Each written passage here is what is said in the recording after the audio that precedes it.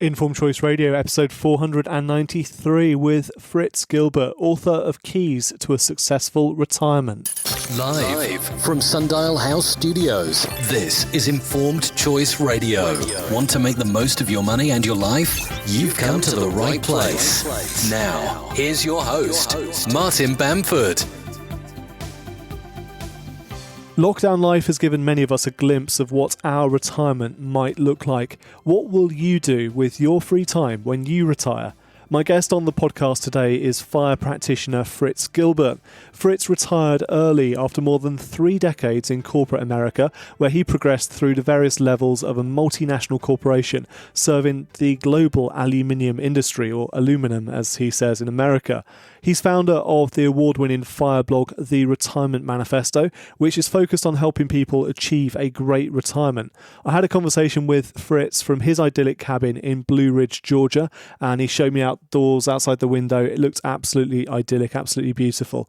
In this conversation, he explains why accurate assumptions about retirement spending are essential, how right now is the perfect opportunity for a test retirement, the importance of finding structure in your day, and much more as well. So here's my conversation with Fritz Gilbert, author of Keys to a Successful Retirement, in episode 493 of Informed Choice Radio.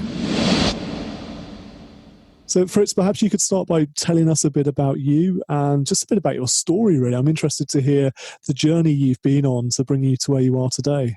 Yeah, well, thank you, Martin. First of all, thanks for having me on your show. I'm honored and appreciate a chance to chat with you. So, I did, pretty traditional path. I went to university, actually did an exchange program in the UK, went up to Liverpool for a while, and came out of the university system. And like everybody else, you interview for a job, and I got a job in the aluminium business, as you say in the UK, aluminum as we say here.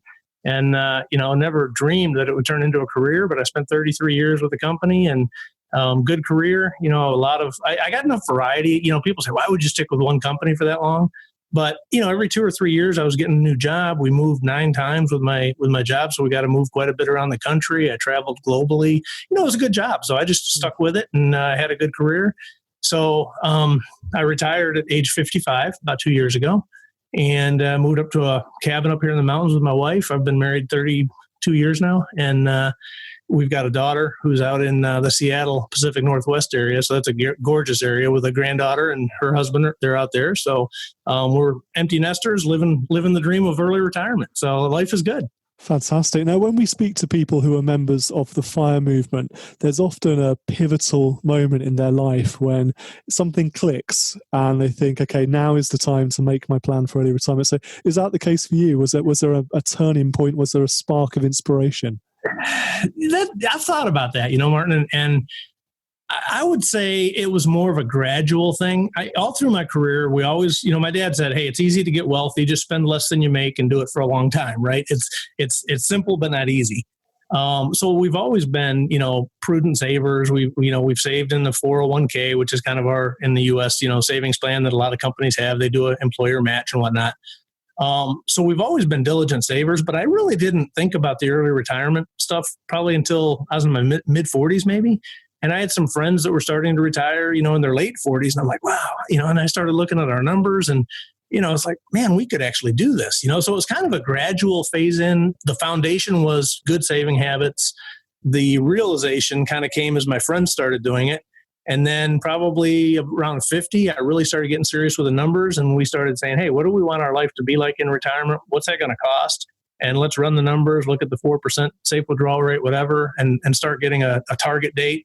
And that's, I would say, probably about 5 years before retirement is when we really started saying, hey, we can do this. And, I was late fire, 55. A lot of people say, oh, that's not really fire. But if you look at it from a global norm, it's clearly earlier than normal. So yeah, I kind of consider myself, part of the fire community. I have a lot of great friends in the fire community. Obviously, I've been blogging for 5 years now. So, know a lot of people, really enjoy time with them.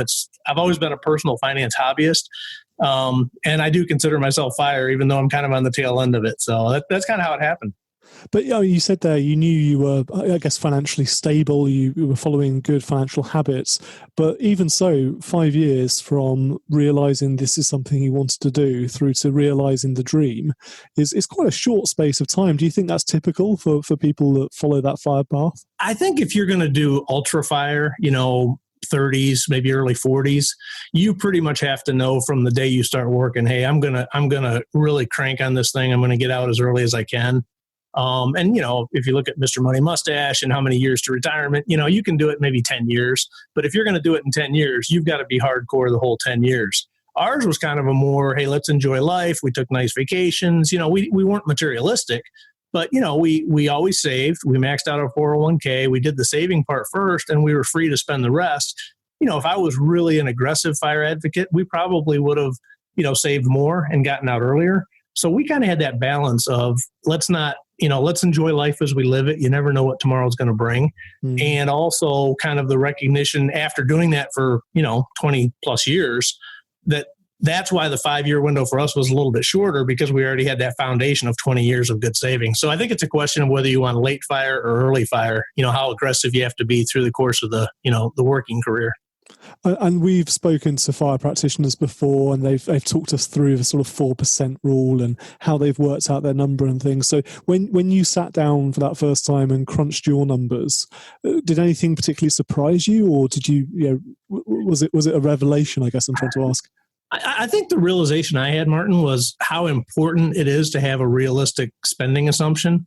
So many people say, I'll just, kind of wing it, but you can't wing it, right? The understanding your spending, that would be, as I started playing around with retirement calculators and spreadsheets and whatnot, you change your spending by, pick a number, $10,000 a year or something, and it has a dramatic impact, right? Because if you got $10,000, that's what another $250,000 you need to have in the bank before you can leave. So, swinging that spending number around by, $1,000 a month makes a huge difference on when you're able to retire. So I would say my biggest recognition was, hey, you can't just use the 80%, you spend about 80% of your pre-retirement living. You cannot use a rule of thumb when you're doing this kind of planning, especially if you're planning on retiring early. Getting into that level of detail is critical. So we actually tracked, I'm not a big budgeter, right? We've always said, hey, let's save, aggressively. I'd say we saved 20 to 25% throughout my career and spend the rest. So if it's in the checking account, you can spend it. We didn't really budget because we knew we were saving aggressively enough. But in order to do a good retirement spending forecast, you really need to know your spending by category, because some things are going to go away, some things are going to increase. Look at health insurance, in the US where you have to pay private insurance. So we actually tracked every dime we spent for about a year, 11 months, and in pre-retirement, and we used that as a baseline and then made educated guesses on how that would change in retirement. And I think having that comfort that we were conservative. We hedged all the numbers, if it's going to be $1,000 a month, let's just say maybe $1,200 to be safe, right? So we added a little bit of a buffer. And knowing now that we're 2 years into retirement, we're actually living on less than what we kind of thought we would. Not a lot, but a bit. So that buffer is kind of providing comfort now that, it's good to be conservative in your planning, because there can always be unpleasant surprises.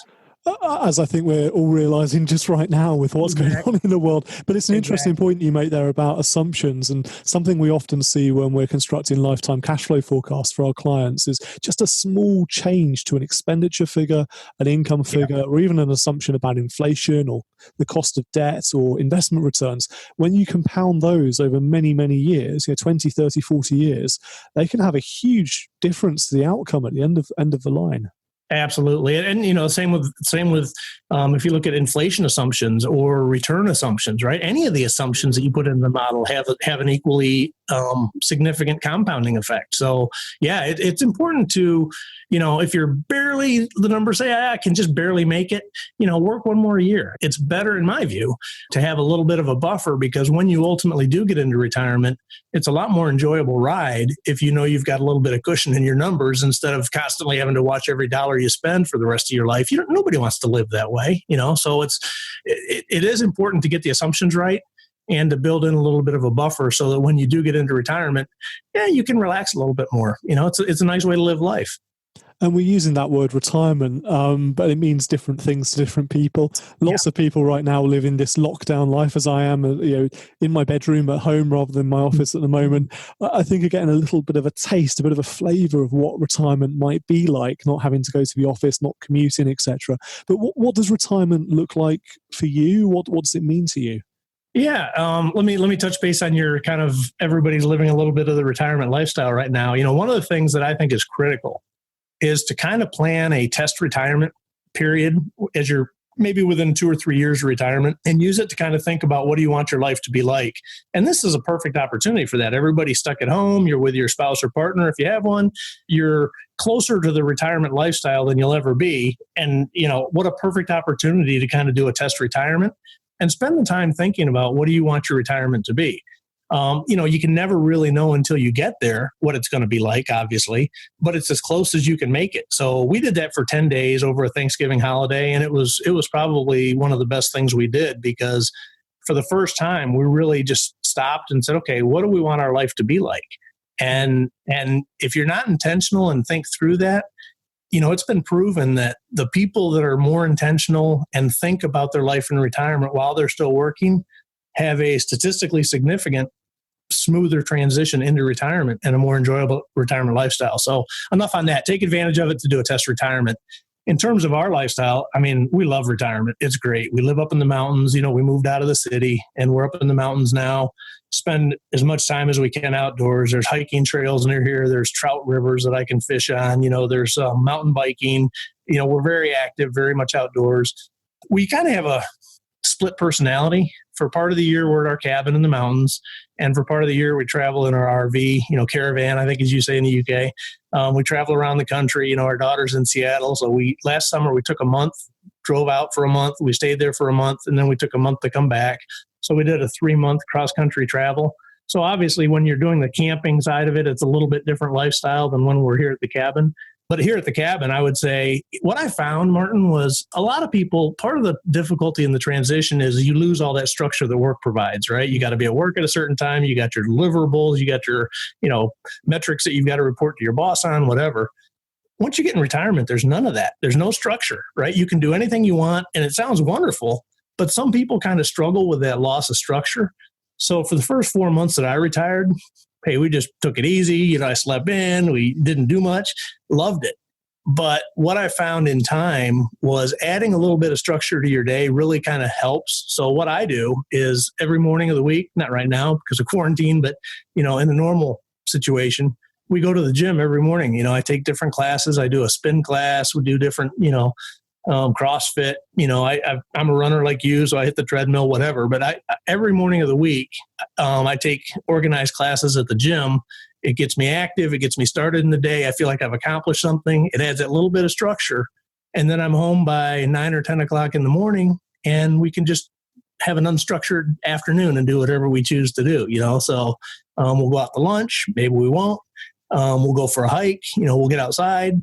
But having that part of your day that's a little bit organized and a little bit structured, for us, it works really well to have a little bit of balance. Yeah, I think that's a key point to this. So I'm in now, I think week 5, maybe week 6 of the lockdown, and I found myself staying up later, watching movies, sleeping in a little bit, so not worrying about getting to my desk for 9 o'clock. And in this past week or so, I realized that structure is so important. So making sure I'm up at a certain time, dressed, showered, ready to go, and having a walk at a certain time each day as well, because it's easy to lose, isn't it? Easy to lose that focus otherwise. Yeah, and I think there's you don't realize that until you're retired. And if you just retire into an unstructured environment, that's part of why some people struggle with that transition. They might not even recognize why it is. But if you're struggling a little bit with the transition, hey, add a little bit of structure to your day, and it might make a difference. It did for us, and it makes our days, better. So yeah, I think the body, the human mind or whatever, needs a little bit of organization around it rather than just, free floating life. It's not as wonderful as it sounds, to live that way perpetually.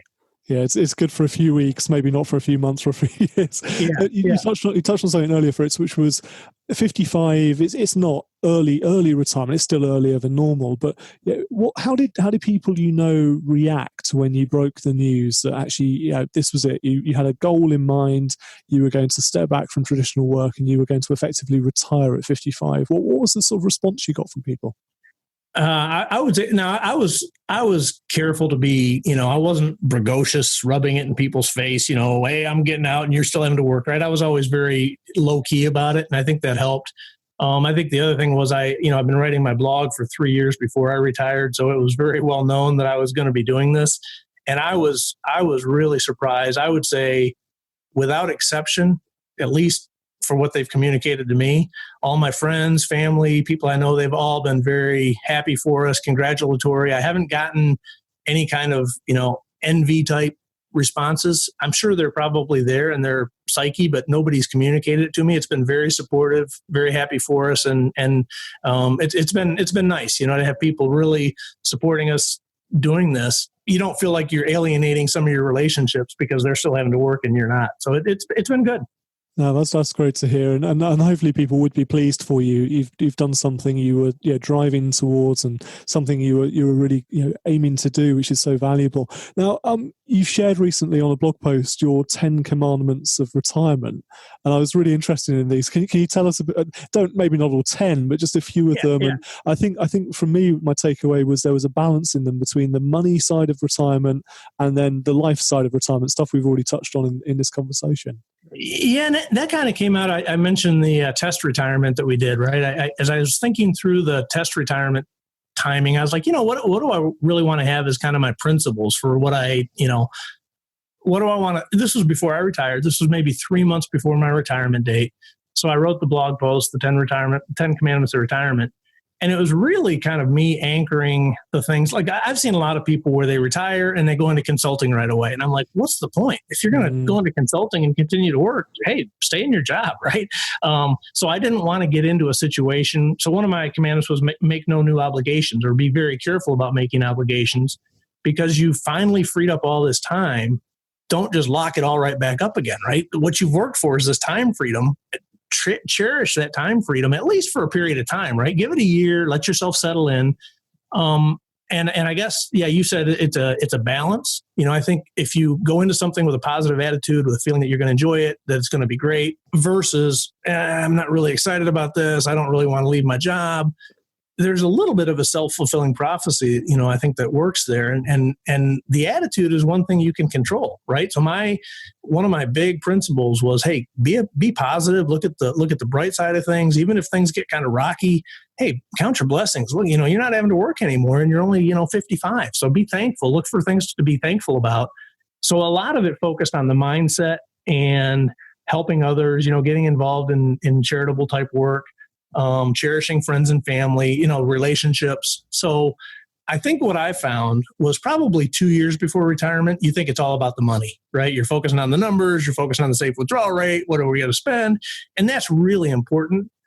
I would say it's necessary, but not sufficient, right? You've got to have the money in place. It's your foundation. But equally, or maybe even more important, is kind of the softer side of retirement.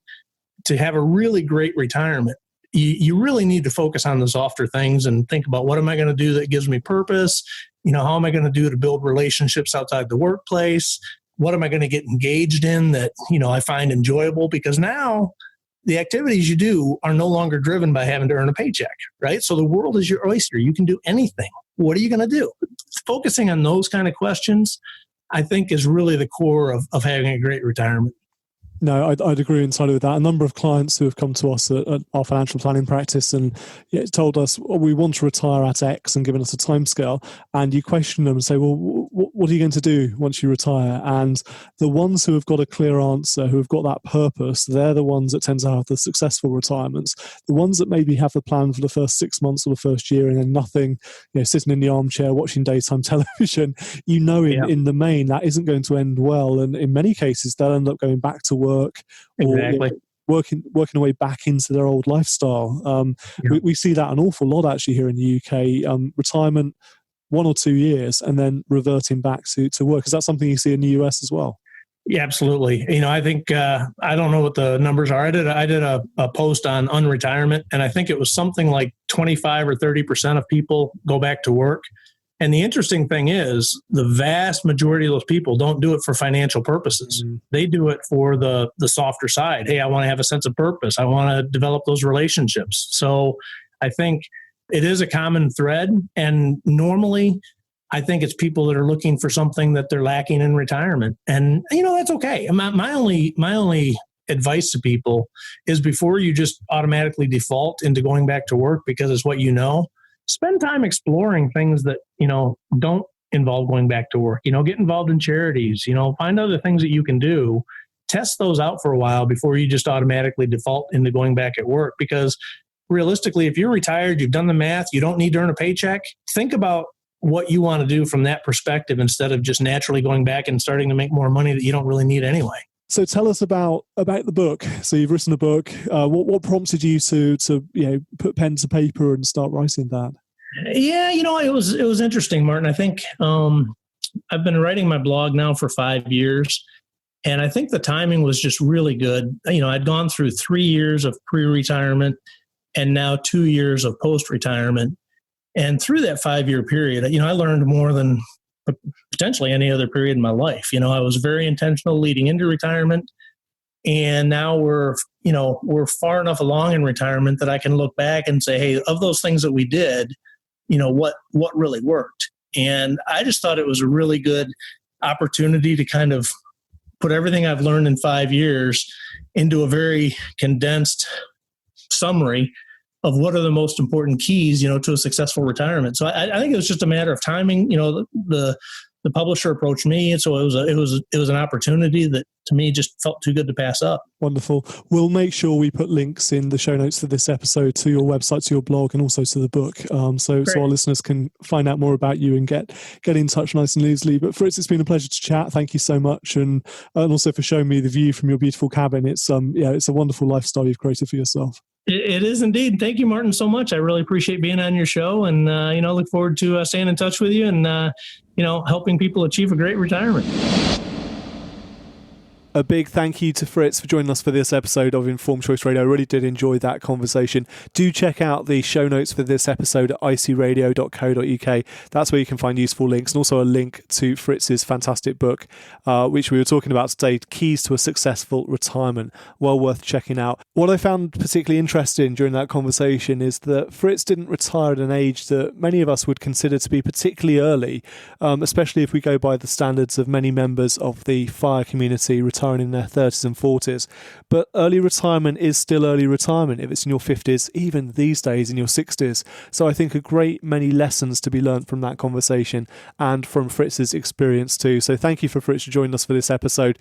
And until next time, I'm Martin Bamford, and this is Informed Choice Radio. And remember, when it comes to your money, the more you know, the faster it can grow.